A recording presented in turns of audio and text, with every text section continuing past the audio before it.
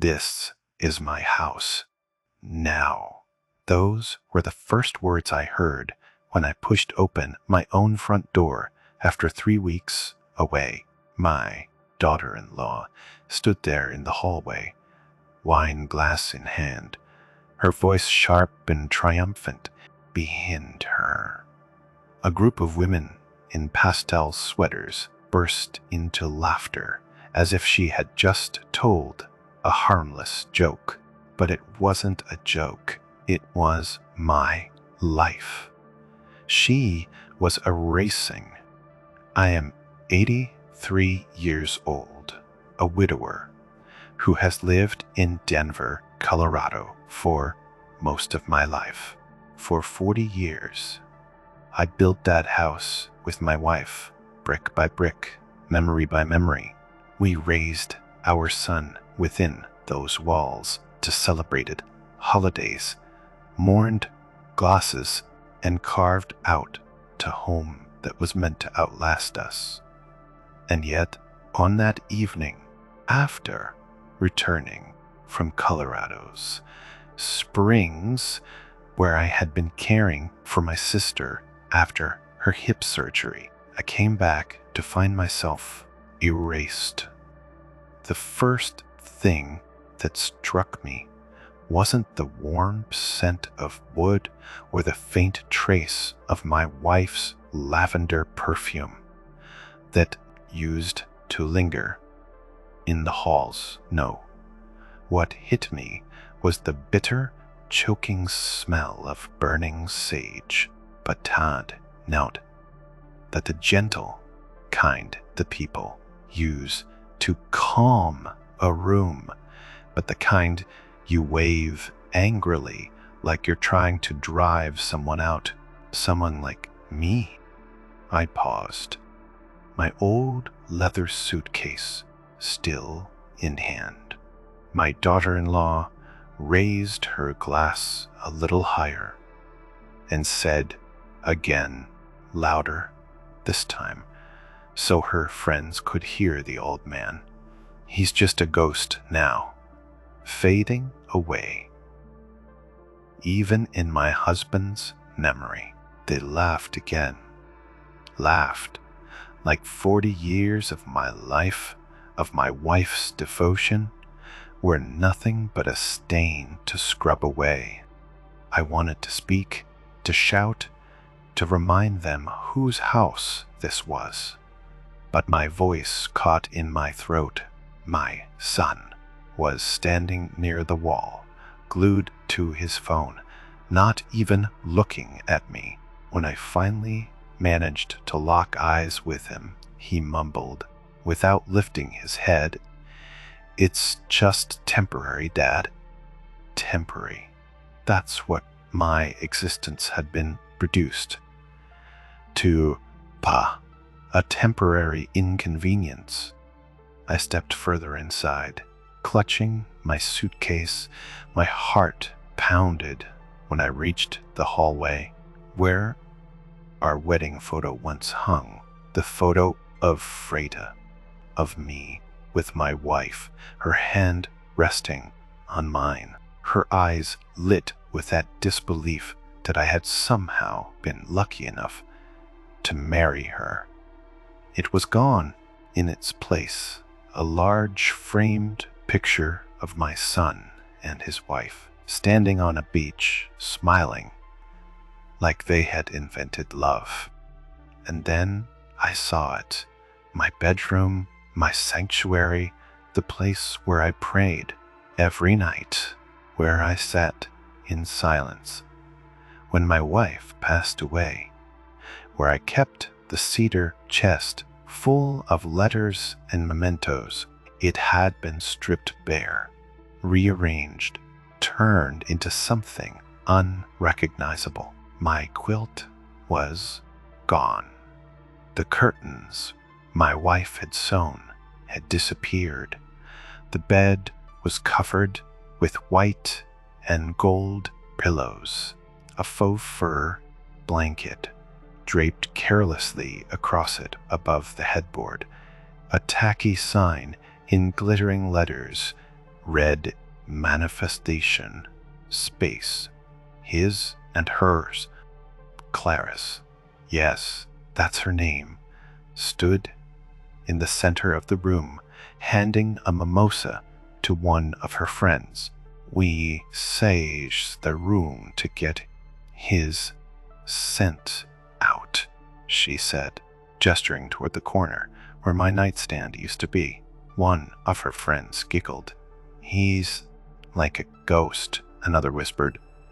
Maybe he left something in the will, like his dentures. More laughter erupted. I backed away, gripping the handle of my suitcase so tightly my knuckles turned white. I didn't speak. I didn't fight. I simply walked back into the living room where my old floral couch sat. That was where she pointed and said, smiling sweetly as if she were doing me a favor, "You can sleep here. It's actually better for circulation at your age." Pod my age. As if years of hard work to building that very roof over her head, but meant nothing more than being an old inconvenience she had to tolerate. That night, I lay curled on the couch, my back aching, my legs too long for the frame. The lamp above me buzzed, flickering in a way that wouldn't let me sleep. From down the hallway came the sound of laughter, glasses clinking, and my room glowing under candlelight no longer belonged to me. The next morning, Clarice handed me a bottle of green juice. "A brunch starts at 11, she said, "Tree not to be seen." Okay, my friends are into minimalism. Minimalism, that's what I had become, something to minimize, to hide away like clutter. Later that day, I walked outside to the backyard. The hydrangeas my wife had planted were dry, withered, almost dead. No one had watered them. While I was gone, I sat on the bench we had once shared, my hands trembling, and whispered to the flowers, "I'm still here." But even they seemed to doubt it. That evening, I found a note taped to the refrigerator: "No fridge access after 7 p.m. Residents only."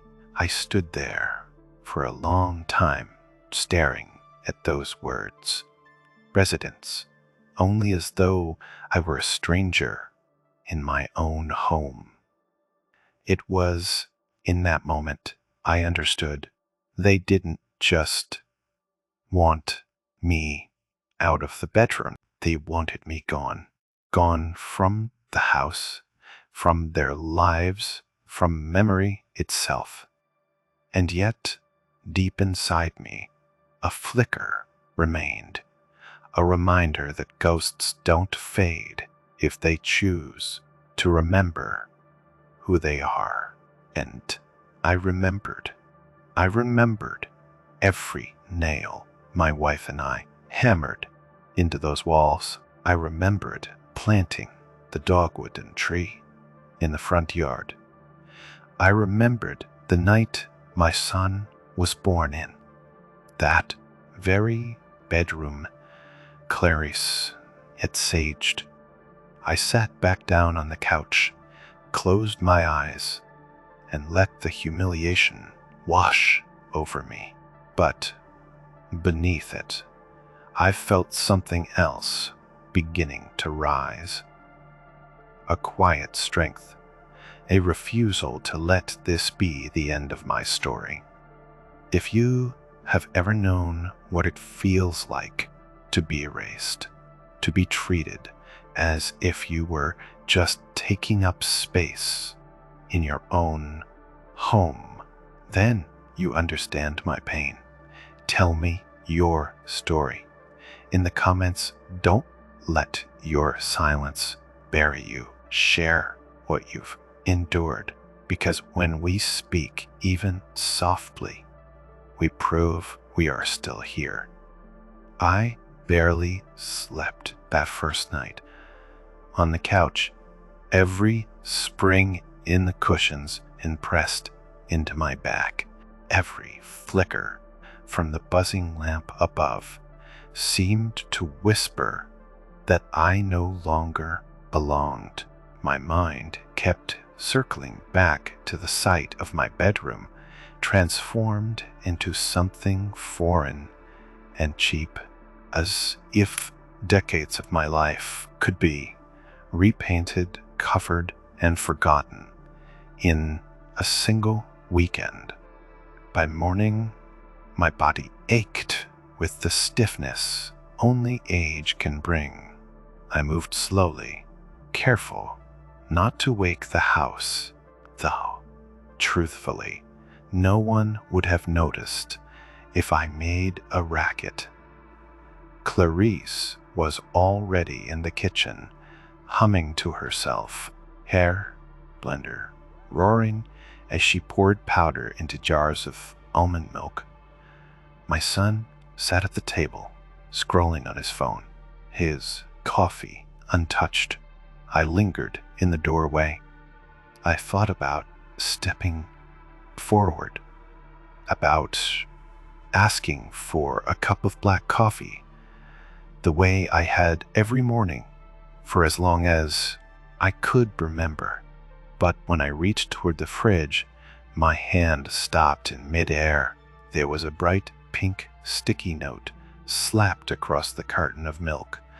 Not for seniors, plant-based only. I stared at it, my heart heavy. Someone had written those words carefully, pressed the paper flat against the carton. It wasn't accidental. It was meant for me. I turned without a word and stepped outside to the backyard. The spring air in Denver was cool, still tinged with the last bite of winter. The hydrangeas, once so full and alive, were shriveled, leaves curled and brown. My wife had loved those flowers. She used to bend down her hands, gentle, whispering to them as if they were old friends. I felt a lump rise in my throat. No one had cared for them in my absence.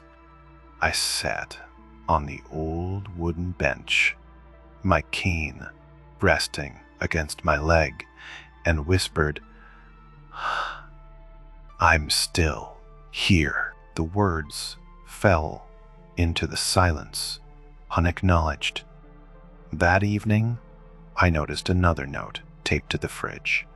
No access after 7 p.m. Residents only. I traced the words with my eyes until they blurred. A residence only, as though I were an intruder renting space in the house I had built. The cruelty didn't come as screaming or direct confrontation. It arrived in small, cutting gestures. A photograph quietly removed to a cruel, scribbled on a note. A laugh a little too long, a glance a little too sharp. My wife used to say, cruelty rarely announces itself loudly. It sneaks in with a smile, pretending to be harmless until it's too late. I had thought she was being poetic. Now I understood. A few days later, Clarice through another brunch, the living room filled with the perfume of strangers, with laughter that carried no warmth. I stayed in the backyard, listening through the open window. At one point, I heard her voice rise, strong and confident. "This is my house." Now the old man just lingers like a ghost. A chorus of laughter followed. My son's voice was absent. He wasn't defending me. He never did.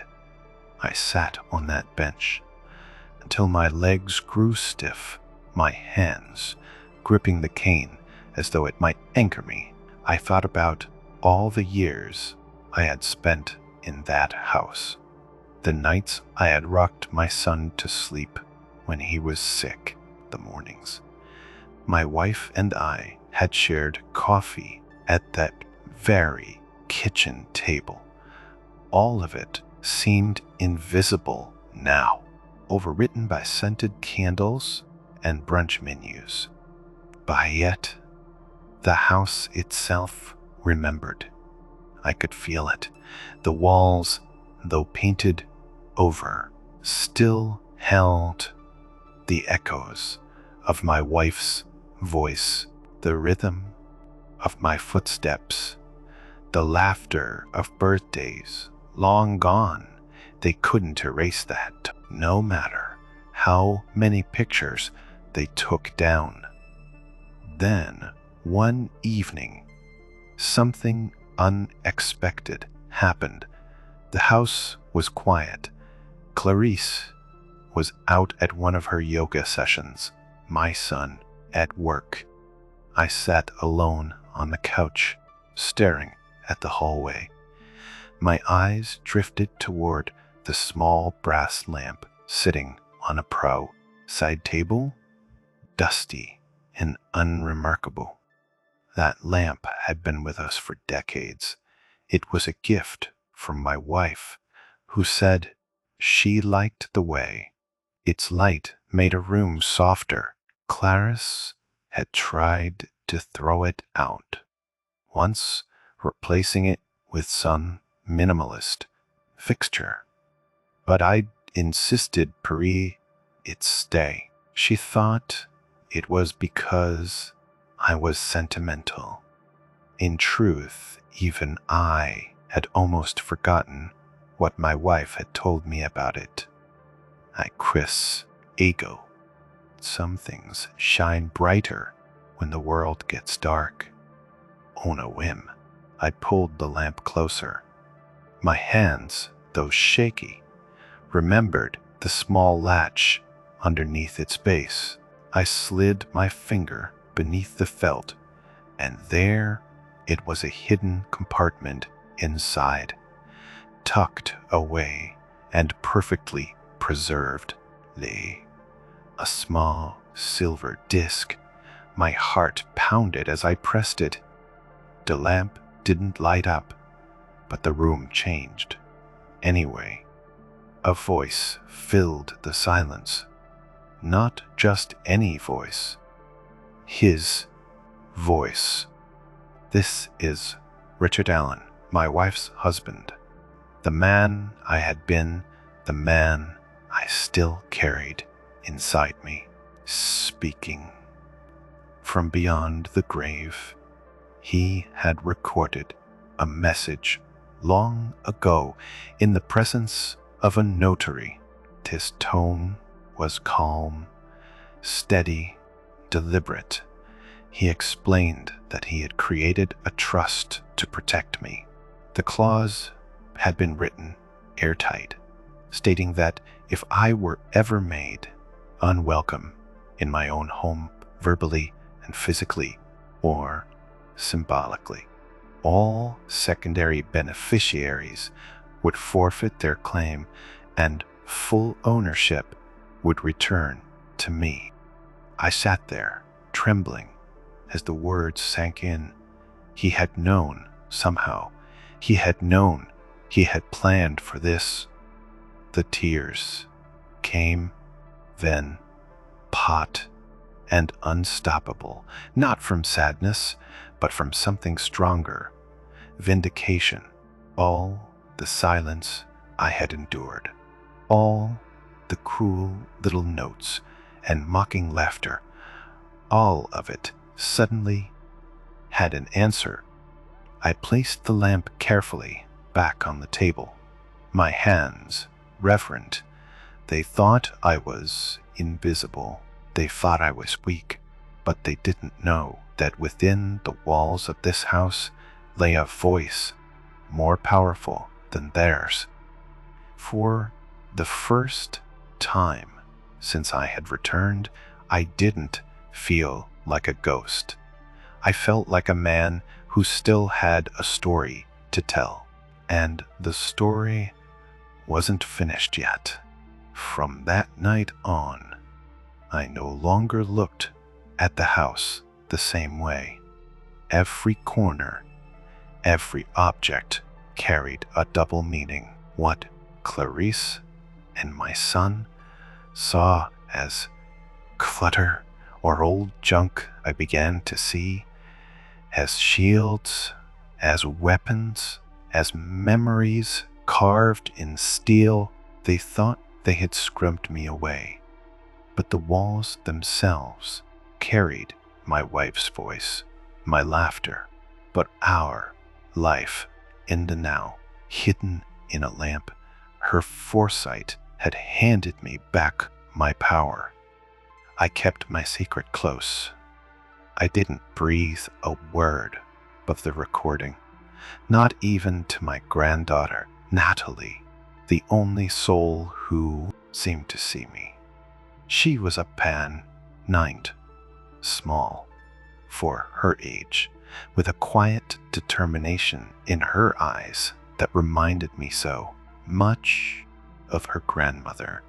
One evening, when the house was once again filled with the chatter of Clarice's brunch to friends, Natalie shuffled into the living room, dragging her stuffed bunny by one ear.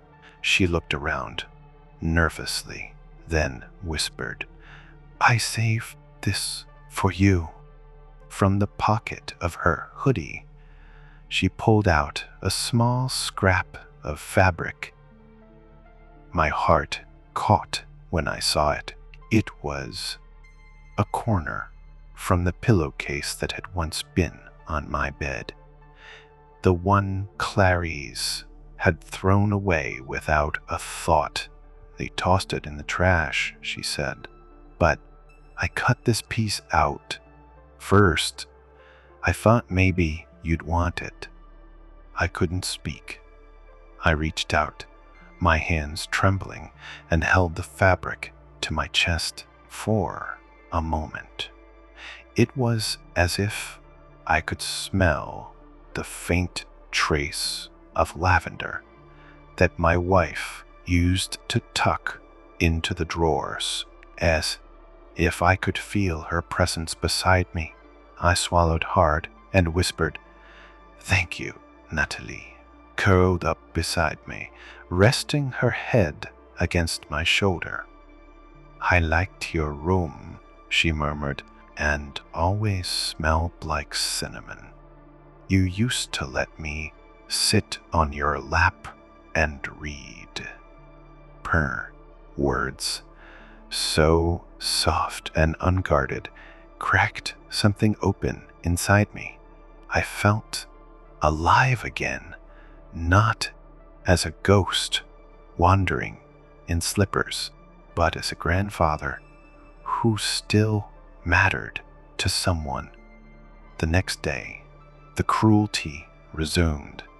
Clarice dropped a basket of laundry onto the couch while I was still sitting there, and said, "If you're going to be here all day, you might as well fold something." She smiled as she spoke, a smile sharpened like a blade. My son, as always, said nothing. His silence was the heaviest part of it all. heavier even than the insults. But this time, I didn't feel crushed, and this time I had the lamp. I had Richard's voice, and I had Natalie's quiet defiance, her small scrap of fabric clutched like a banner. That night, when the house grew quiet, I slipped into the bedroom that used to be mine. Clarice had covered it in incense and candles, trying to make it hers. I didn't touch anything. I simply opened the drawer of the nightstand, the new one she had bought to replace mine, and found what she had overlooked. The lamp was still plugged in, tucked in a corner like something too ugly to use. I picked it up, turned it upside down, and felt the weight of it in my hands. It was more than brass and wiring. Now it was a weapon carved out of foresight and love. I turned the knob, and the faint hum of its wiring filled the room. I didn't play the recording again. I didn't need to. I already knew it by heart. But I let my fingers rest on the hidden compartment, reminded that I was not powerless. The next morning, I made a decision. I could not fight this battle alone. I needed someone who knew how to wield the law the way Richard had intended. I thought of Marga Doyle, Richard's oldest colleague and friend. She had once told me long ago, "If the sharks ever circle, you call me. I'll be tenant." So while Clarice was at her manifestation yoga session and my son was at work, I picked up the phone. My hand trembled slightly as I dialed her number. "Margot," I said. When she answered, my voice cracked with age and with the weight of what I was about to reveal. There was a pause, then a firm but warm reply. "It's been a long time. What's wrong?" "I have something," I whispered. "Something Richard left behind, something hidden. You'll need to hear it for yourself." 2 days later, I sent her the lamp, wrapped carefully in bubble wrap and labeled, "The play alone at your desk." I waited, heart pounding, for her response. When the phone rang and I heard her voice again, there was excitement in it, almost awe. "I always knew your husband was a fox," she said, "but this is art in court. It will hold up like granite." Her words filled me with a strength I hadn't felt in years. For the first time since my wife's passing, for the first time since Clarice's laughter had gutted me in my own hallway, I knew justice was possible. Note loud justice. Note shouted, but justice, quiet and absolute, sealed by law and by love. I leaned back in my chair, closed my eyes, and let the thought settle. They wanted me gone, but they had forgotten something important. I had not finished my story, and soon they would learn that silence does not mean surrender. The days that followed moved like slow thunderclouds gathering on the horizon. Clarice went about her rituals as if nothing had changed her brunches, her endless energy cleansing her friends, parading through the halls of my house as though it had always belonged to them. My son remained locked in his silence, glued to his phone or nodding absent-mindedly whenever she spoke. But for me, everything was different, because now I had Marco and I had Richard's voice. She called me one evening after listening again to the lamp's recording. Her tone was precise, steady, the way a surgeon might speak before cutting. "We'll need to gather evidence," she said. "No, just the recording, though. It's strong, but also proof of how you've been treated since your return. Every note, every word, every action that shows disrespect or displacement. The law doesn't work on feelings, but it does work on patterns. And what you've endured, frankly, is a pattern of cruelty." Her words sank into me like steel being set into concrete. For weeks, I had felt as though my pain was invisible, intangible. Now I saw it differently. Every sticky note on the fridge, every mocking laugh in the bedroom, every residence, only sign that these weren't just insults. They were exhibits, evidence of a deliberate effort to erase me. So I began to watch with new eyes when Clarice tossed another sticky note onto the fridge. "No entry after 7 p.m. EITA." I peeled it off carefully and slid it into a folder I kept hidden under the couch, the cushion. When she dropped laundry on my lap and smiled, I jotted down the date in the time and her exact words. When her friends laughed at brunch about the ghost in slippers, I quietly recorded the sound from my seat in the backyard, their voices carrying through the open window. Each insult became a brick, and together they built a wall of proof. At night, I would sit on a couch with that folder open in front of me, my hands running over the pieces of paper like they too were sacred. For decades, I had built a life with my wife using wood, nails, and papley labor.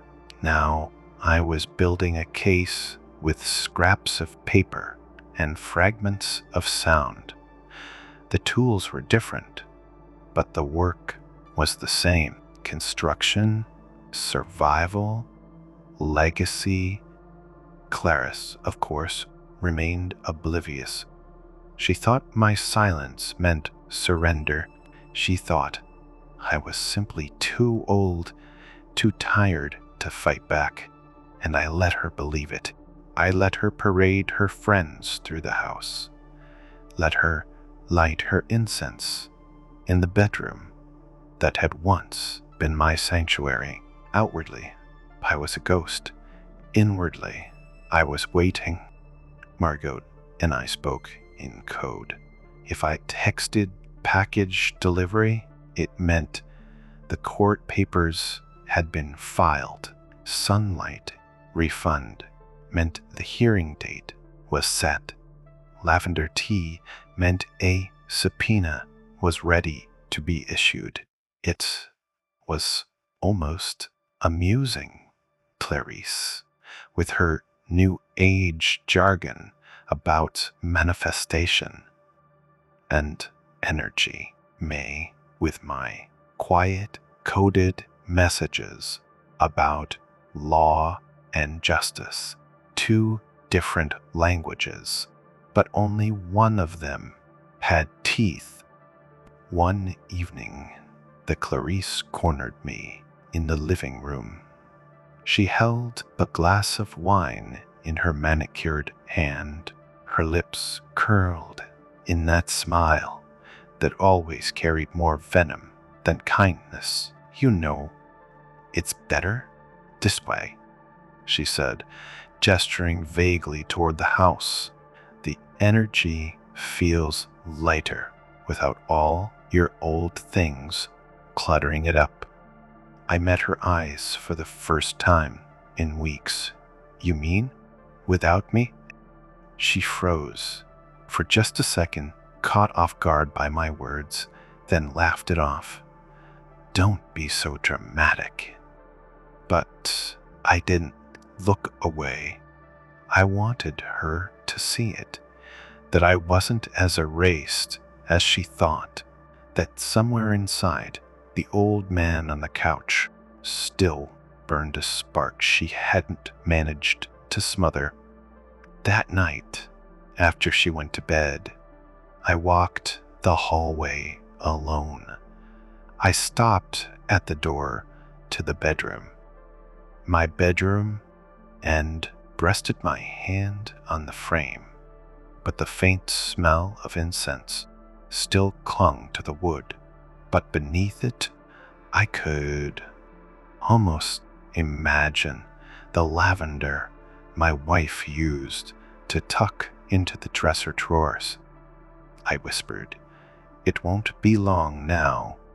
In the quiet, I felt Richard beside me again, not as a ghost, but as a partner, still guiding me. He had known that this day would come. He had left me the lamp, the voice, the claws, and now, with Margot's sharp mind and my careful patience, I knew the moment was approaching when Clarice's laughter would falter, when my son's silence would finally cost him. It would not be a loud war. There would be no shouting matches, no fists slammed against tables. That wasn't my way. And it wasn't Richard's either. No, this would be something far more devastating. People like Clarice. A quiet, surgical strike of truth wrapped in law. The storm hadn't broken yet, but I could feel the air changing, heavy, electric, ready. And I knew with absolute certainty that when it came, they wouldn't see it coming. The morning of the hearing arrived, gray and cold, the kind of Colorado morning where the air feels sharp enough to cut. I dressed carefully, slower than I once would have, but with a purpose. Pressed shirt, my best pair of slacks, and the same leather shoes I had worn at my wife's funeral. Shoes meant for moments that mattered. Margot picked me up outside the house. She was brisk as always, her folder of documents under one arm, her expression calm and focused. "We're ready," she said simply, and for the first time in months, I believed her. When we entered the courthouse in downtown Denver, my son and Clarice were already there. She wore sunglasses, indoors, her hair perfectly styled, a designer purse perched on her lap. He sat beside her, punched, scrolling on his phone as though he'd rather be anywhere else. When he looked up at me, just for a flicker, I saw something in his eyes. Shame, perhaps, or teat fear, but it vanished as quickly as it appeared. The judge called us to order. Margot spoke first. Her voice was steady, measured, each word deliberate. She laid out the trust my wife and I had created decades earlier. She described the clause Richard had insisted on adding, the one no one but he and the notary had known about. Then she placed the lamp on the table. Clarice let out a sharp laugh. You've got to be kidding me. A lamp? The judge raised a hand for silence. Margot pressed the hidden latch, and Richard's voice filled the courtroom, strong, calm, and irrefutable. If my wife is ever made unwelcome in her own home, whether verbally, physically, or symbolically, all secondary beneficiaries forfeit their claims. Full ownership shall revert to her name alone, with authority to remove any resident at will. The room fell silent. Even the fluorescent lights above seemed to hum more quietly. My chest tightened as I heard his voice echoing across the chamber. It was like he had reached across time to stand beside me, defending me as he always had. Margot then produced the evidence. Photos of my bedroom stripped bare and turned into Clarice's manifestation space. Notes taped to the refrigerator, reading residents only. And not for seniors. A recording of Clarice Champagne, glass in hand, declaring to her brunch guests, "This is my house now." The old man just lingers like a ghost. The judge's face hardened. He tapped his pen on the bench, slow and deliberate. "Is this your voice, Mistress Carter?" he asked Clarice. She shifted in her seat, her cheeks burning. "It was a joke. We were just talking." But joke at the expense of the lawful owner of the home. The judge pressed.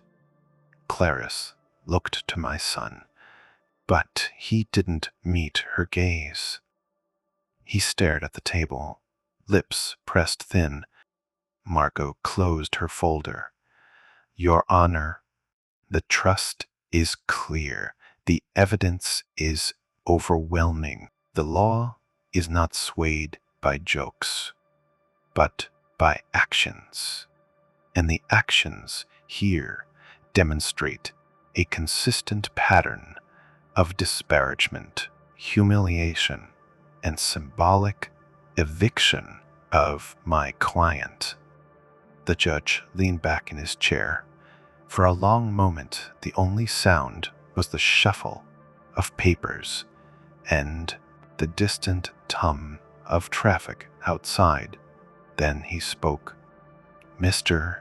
Carter, Mistress Carter, and the clause is enforceable, effective immediately. You forfeit any claim to the property. Mr. Byrne." He looked directly at me. "The house, the assets, and all rights return solely to your name." Clarice exploded. "This is abuse. You can't just—" The judge interrupted sharply. I sat motionless, my cane gripped in both hands. My son finally looked at me, his face pale, his lips trembling. For the first time, he saw me, not as the ghost they had tried to erase, but as a man restored by truth. The gavel struck once. The case was closed. But we left the courtroom. Clarice stormed ahead, muttering under her breath. My son lingered, walking slowly beside me. He didn't speak, not then, but his silence was different, not the complicit silence of before. It was the silence of someone who finally understood the cost of ignoring cruelty.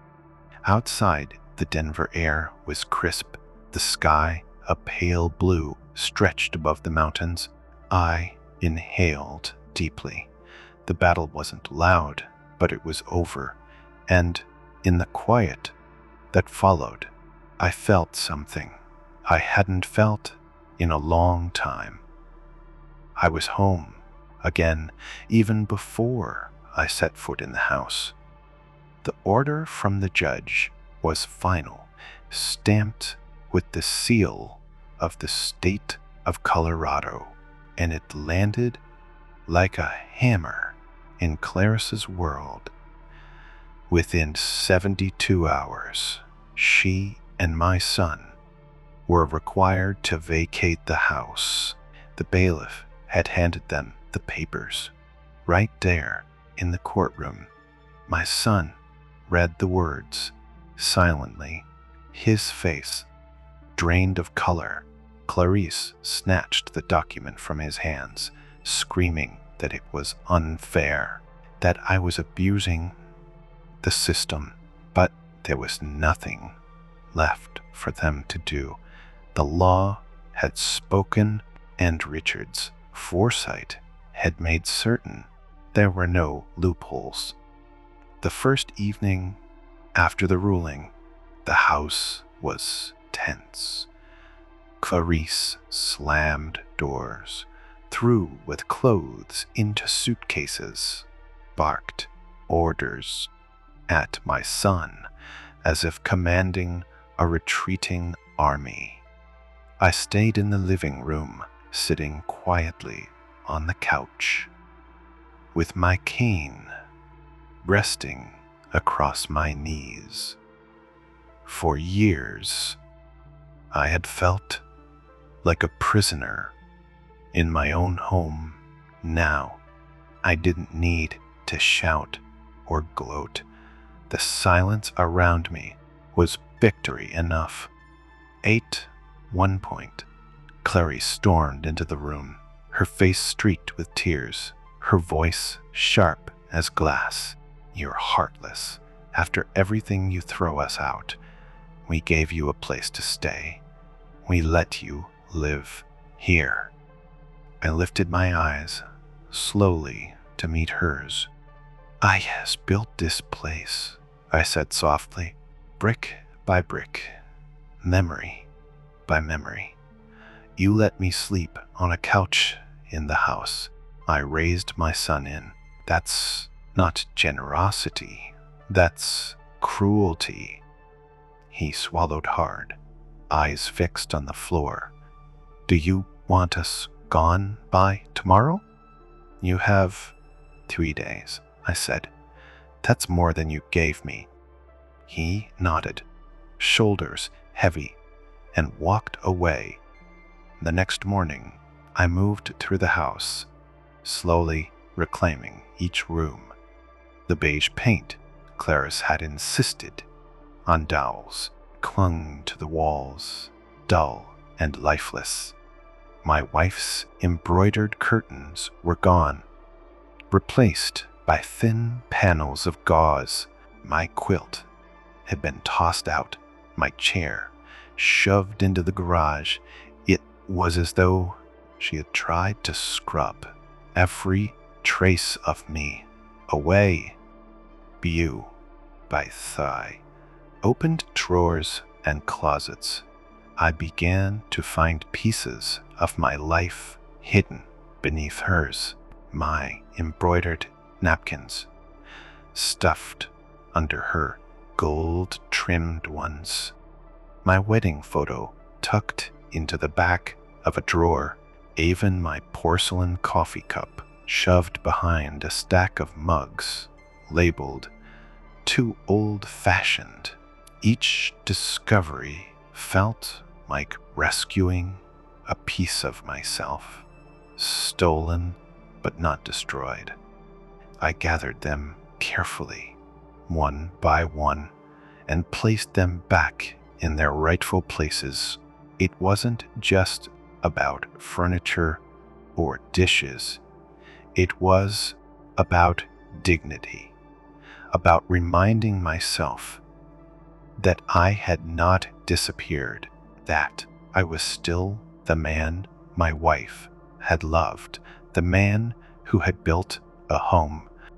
When Clarice saw me doing this, she snapped, "You think these old things matter? They're worthless." I looked at her, holding the porcelain cup in my hand. "Worthless to you," I said, "but these are the things that made this house the home." She turned away with a scoff, but I saw the fury in her eyes. She was losing control, and she knew it. On the second day, I found myself in the master bedroom, the place she had mocked as her manifestation space. Above the bed, her vision board was still pinned, covered with magazine clippings and slogans like "This year is mine" and "Claim it, girl." Without hesitation, I reached up, tore it down, and folded it neatly. Beneath it, taped to nearly every drawer and vase, were sticky notes written in thick black marker. "This one's mine. Manifested. Don't touch." I peeled each one off, collected them in an envelope, and wrote a single word across the front and returned. By the third day, the house was quieter. Suitcases by the door, voices hushed upstairs, the chaos of departure replacing the arrogance of ownership. Clarice barely looked at me. My son, on the other hand, came down to the living room carrying a small box of his belongings.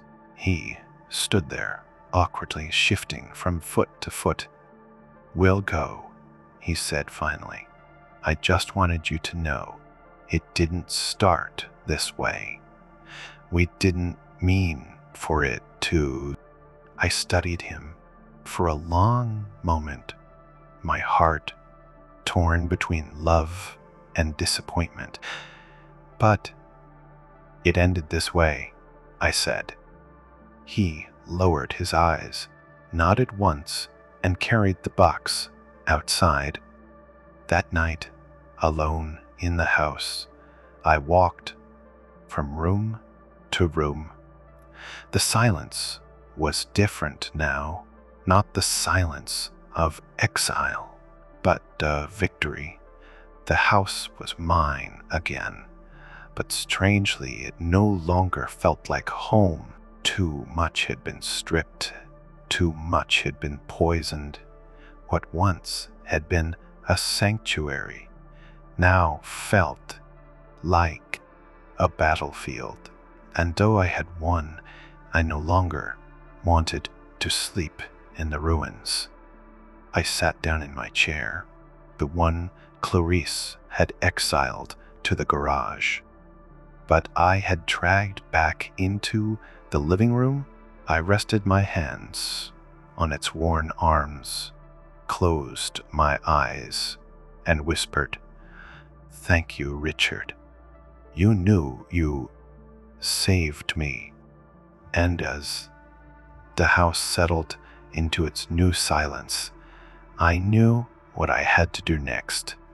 Not but cling to these walls, but build something new for myself, something they could never take away again. By the time the movers came to take Clarice and my son's things away, I had already made up my mind. I wouldn't stay in that house. I had fought for it, reclaimed it, proven that I was not a ghost, to be erased.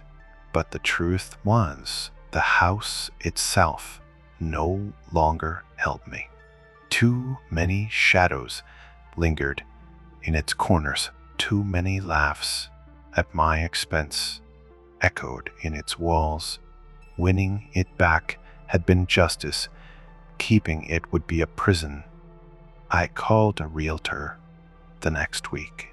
She walked through the rooms, briskly, speaking of market value and square footage, oblivious to the history seared into every nail and beam. I followed her, leaning on my cane, listening quietly as she praised the light in the kitchen and the open concept potential of the living room. None of it mattered to me anymore. The house was no longer my refuge. It was a battlefield, and I was ready to lay down my arms. When the sale went through, I signed the papers with a steady hand. Clarice had screamed that she wanted the house. Now she couldn't even step inside.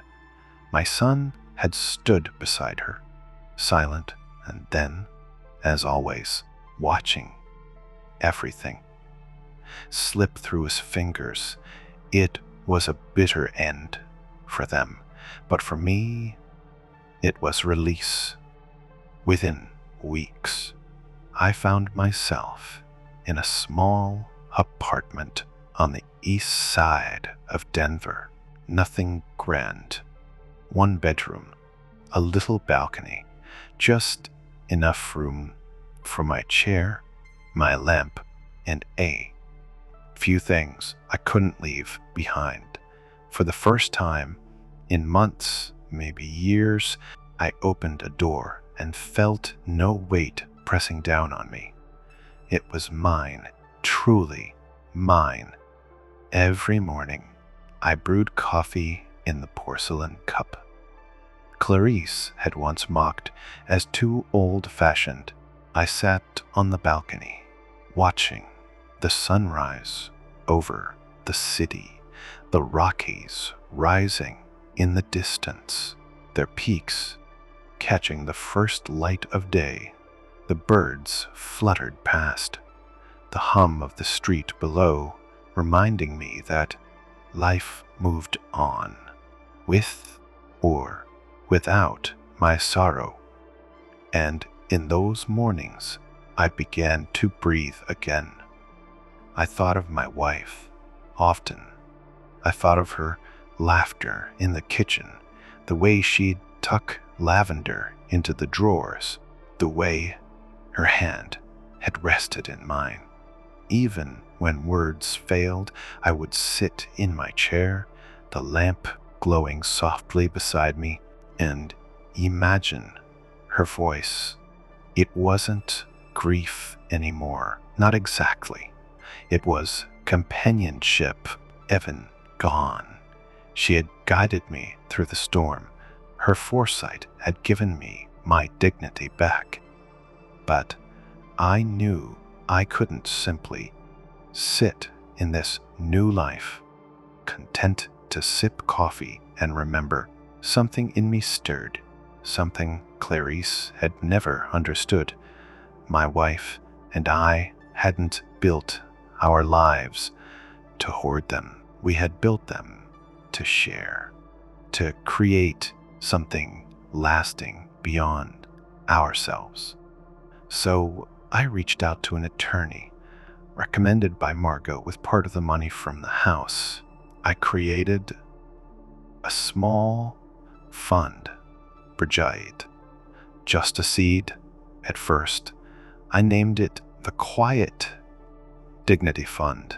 Its purpose was simple: to help elderly men and women who had been discarded, ignored, or manipulated by their families. Those who had been told they were useless, who had been shoved onto the couches, or stripped of the rooms and lives they had built.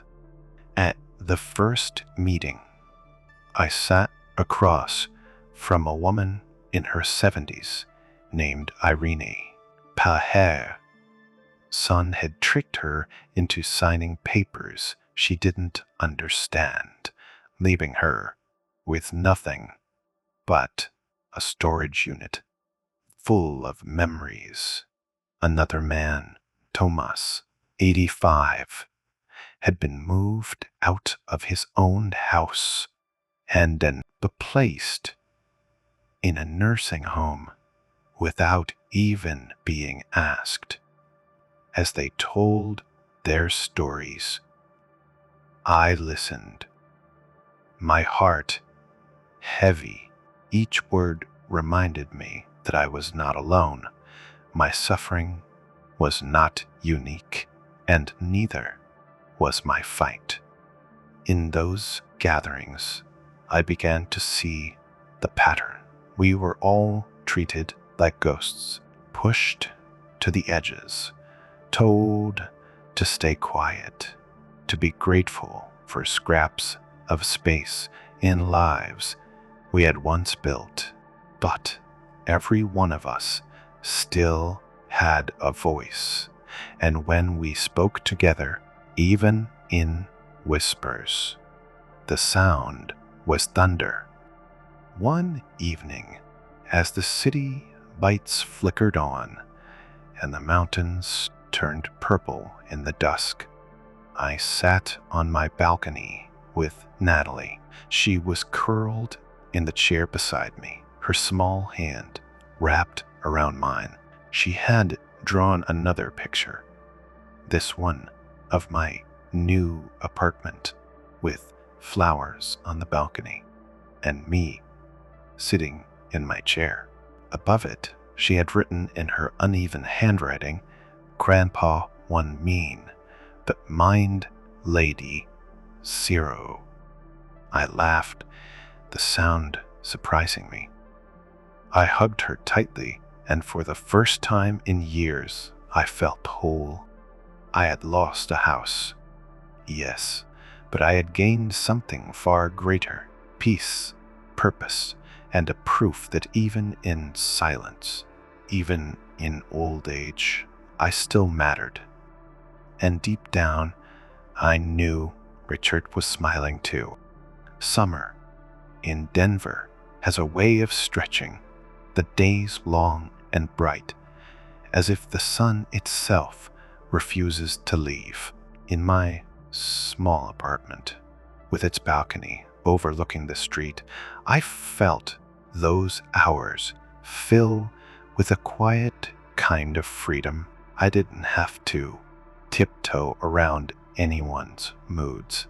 I didn't have to read sticky notes on refrigerators telling me what was or wasn't mine. Every inch of the space belonged to me, and with that ownership came a peace I hadn't known in years. But freedom didn't mean forgetting. There were still nights when I woke up in the dark, hearing Clarice's laughter echo in my mind. The old man's just a ghost. I'd sit up, my hand resting on the lamp that had saved me, and let Richard's voice calm me in memory. He had always said, if they try to erase, you don't fight the loud, the fight smart. Those words had carried me through. Now they became the foundation. for what came next.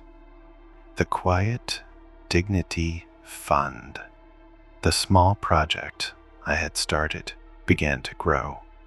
Margot connected me with lawyers who volunteered their time, and soon we had a modest office near Colfax Avenue. People started calling. Letters came from across the state, men and women who had been shoved aside by their families, stripped of their homes, or pressured into signing away what little they had. Each story felt like a mirror held up to my own pain. I listened to them one by one. Irene, who slept in her car after her daughter, declaimed tough that the house needed her energy more. Thomas, who had been forced into a nursing home while his son rented out his property. Alice, who had nothing left but a shoebox of photographs after her family downsized her into an assisted living facility. Against her will, they spoke with trembling voices, ashamed as though their suffering was a burden. I looked each one in the eye and said the same thing. You are not invisible, not to me, not anymore. In helping them, I was helping myself. Every case we took, on every small victory we won, chipped away at the bitterness that had settled in my chest. I no longer felt like a man clinging to the ruins of what was. I felt like a man building again, brick by brick, only this time with law and compassion instead of wood and nails. Still, there were unresolved knots in my life. My son, he visited occasionally, never with Clarice. She had left him, and from what I heard, she'd taken more than just her belongings. He looked older, worn down, the way a man does when regret becomes his daily companion. Each time he'd stand awkwardly in my doorway, holding a small bag of groceries or a stack of mail he thought I might need. We talked cautiously about safe subjects, the Rockies season, the weather, his work, never about the house, never about Clarice. But behind every word hung a weight neither of us wanted to touch. I could see it in his eyes, but the silent plea for forgiveness, I wasn't ready to give it, but I wasn't ready to shut the door either. One evening after he left, Natalie stayed behind. She was curled up on my couch, her drawing pad in her lap. She looked up at me with those wise eyes. But the children sometimes have. Grandpa, she said, softly. Daddy's sorry. He just doesn't know how to say it. Her words pierced me deeper than any of Clarice's insults ever had, because she was right. Hay had betrayed me, yes, but he was still my son. And somewhere inside him, the boy I once carried on my shoulders still lived. I sat beside her, smoothing her hair. Maybe someday, I whispered, but forgiveness isn't a gift you hand out like candy. It's something you grow into, just like a tree, and takes time. She nodded, satisfied, and went back to her drawing. That night, I stepped onto the balcony. The city lights spread before me. I thought of my wife, of Richard's voice, of the hydrangeas I had left behind in the yard of the house I'd sold. For the first time, I realized I didn't feel regret. The house had been a stage for betrayal, but it had also been the place where I learned that even at 83, a man could still rise. The world had tried to write me off, to erase me with a smile and a wave of incense. But I was still here, and now every quiet moment in this new home, every sunrise over the Rockies, every life touched by the fund, that was proof enough that my story wasn't over. And when the wind rattled the balcony railing, carrying the faint sounds of the city below, I could almost hear my wife's voice again. "You're not a ghost. You never were." By the time bottom rolled into Denver, the air sharp and filled with the scent of leaves turning crisp, I had settled into a rhythm. My days were no longer filled with dread or humiliation, but with purpose.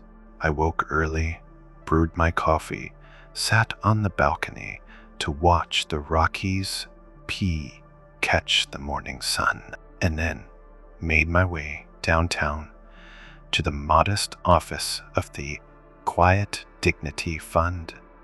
The fund had become more than I expected. What began as a single desk and a folder of papers now pulsed with life. Volunteers came in. The attorneys offered a pro bono services, and every week new letters arrived. The stories poured in, each one a thread in the same cloth of neglect and betrayal. It was heartbreaking, but it also gave me strength. For every senior pushed aside, for every parent erased by their children's indifference, I felt a renewed fire in me. Helping them was a way of honoring my wife, of honoring myself. Still, my personal life was complicated. My son visited from time to time, always without Clarice. She was gone, and with her absence, the atmosphere between us shifted. He looked thinner, attired, and spoke with a voice that carried more weariness than pride. Each visit began with awkward silence, then eased into small talk about the Broncos, the weather, or how Natalie was doing at school. But beneath it all, there was a weight neither of us could escape. One evening, after dropping Natalie off at my apartment for the weekend, he lingered at the door. He cleared his throat, eyes fixed on the floor. "Dad," he began, voice low, "I don't expect you to forgive me, but I want you to know I see it now. I see what I let happen, and I hate myself for it." I looked at him for a long moment. He was my son, the boy I had once carried on my shoulders, the man who had let me be erased by his wife's cruelty. My heart ached with both love and disappointment. "You stood by while they treated me like I didn't exist," I said quietly. He nodded, shame written across his face. "I did, and I'll regret it every day." For the first time, I saw tears well in his eyes. He turned quickly, muttering, "I'll see you Sunday," and left to wait. That night, I sat with Natalie on the couch. She had been listening, though I hadn't realized it. She curled up next to me and whispered, "Daddy's trying. He's just slow." I chuckled softly. "Slow, yes, but sometimes time is the only way things grow back." I didn't know yet if forgiveness would come, but I did know one thing. I no longer needed his approval. To live by dignity had been restored, and whether he found his way back to me or not, I would go on. Meanwhile, the fund was preparing its first major case. Rini, the 75-year-old woman whose daughter had thrown her out, it was ready to take her family to court. She sat across from me at the office, her hands trembling as she signed the paperwork. "I'm scared," she admitted. I placed my hand gently over hers. "I was scared too," I told her. "But fear doesn't mean you're weak. It means you've been hurt. And now you get to decide what to do with that hurt." Her eyes filled with tears, but she nodded. In that moment, I realized something powerful. My story was no longer just mine. It was a torch passed from one trembling hand to another, a flame that said, "We still matter." Later that week, I walked through the streets of Denver as the leaves swirled in the wind, red and gold against the gray sidewalks. I thought of the house I had left behind, of the battles fought within its walls. For the first time, I felt no pull to it. It was gone, and good riddance. What I had now was better. By tight, I sat in my chair beside the lamp, its glow warm and steady. I thought of my wife, of her foresight and her strength. She had saved me, even from beyond. And I thought of Natalie, whose small hand in mine reminded me that even when one generation falters, the next can still carry love forward. I whispered into the quiet. They thought I was fading, but I was only waiting. The city hummed around me, life moving on, and I felt a calm certainty settle in my chest. My story wasn't finished, not by a long shot. Winter settled over Denver, the kind that paints the rooftops white and makes the city lights shimmer against the snow. From the balcony of my small apartment, I would sit wrapped in a heavy blanket, watching my breath fog in the cold air, and think about how far I had come. A year earlier, I was sleeping on a couch in my own house, erased by the laughter of my daughter-in-law, betrayed by my own son's silence. Now I lived in a space that was entirely mine. Small, modest, but free of cruelty. The quiet dignity fund continued to grow. Word had spread beyond Colorado. Letters came from Kansas, Wyoming, even as far as California. Some were simple thank yous. I thought I was alone until I read your story. Others were desperate please. My children are trying to take my home. Can you help me? Each envelope reminded me of what my wife had once told me. If the world forgets you, remember yourself. That's where your strength is. Irene, the 75-year-old woman. We helped have won her case when she stepped out of the courthouse, clutching the papers that gave her back her home. She hugged me so tightly, I thought my ribs might crack. You saved me, she whispered. I shook my head. No, Irene, you saved yourself. I just reminded you that you could. That victory lit something inside me. It was proof that we could turn pain into power, silence into strength. Every cruel note Clarice had ever left on the fridge, every smirk, every laugh it had, all led me here.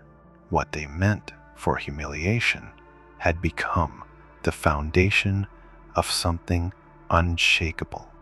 Still, there were nights when loneliness crept in. At 83, the evenings stretched long. Sometimes I missed the sound of my wife humming in the kitchen, the smell of lavender in the drawers, the warmth of her hand resting in mine. Sometimes I missed my son, the boy he had once been, before silence hardened into betrayal. But then Natalie would come bounding through the door, her backpack swinging, her cheeks red from the cold. She'd drop her shoes at the entrance and run into my arms, whispering, "Grandpa, I'm proud of you." And in those moments, I knew I had enough. One night after she left, I sat at my desk with a knife my wife had given me long ago. I carved slowly into a small wooden plaque. The words came to me as if whispered in the stillness. There lives a man. They could not erase. I hung it on the inside of my apartment door. Each time I return home, my fingers brush against those words, and I remember the truth. Survival is not silence. It is justice carried out slowly, quietly, but completely. My son visits now and then. He comes with downcast eyes and awkward words, bringing groceries or small gifts he doesn't know how to present. I let him in. We talk, but I keep a part of myself guarded. Forgiveness is not cheap. It takes time, and even then, it may never be whole. Still, I don't slam the door, because Natalie needs a father as much as she needs a grandfather. And, baby, just maybe, my son will learn that silence has consequences, that dignity matters more than comfort. Pain asks for clarity. I haven't heard from her since the court order forced her out. I don't need to. She belongs to my past, and my past no longer controls me. Now, when I sit in my chair with the lamp glowing softly beside me, I think about how they tried to erase me. They thought age made me weak, that silence meant surrender. But silence can be a weapon. Silence can wait. Silence can strike at the right time, sharper than any shout. If the world outside my window forgets to be kind, if the noise grows too loud, I close my eyes and whisper to myself, they thought I was fading, but I was only waiting. And in that moment, I know my story didn't end on a couch. It began again here, in the quiet strength of an old man who refused to disappear.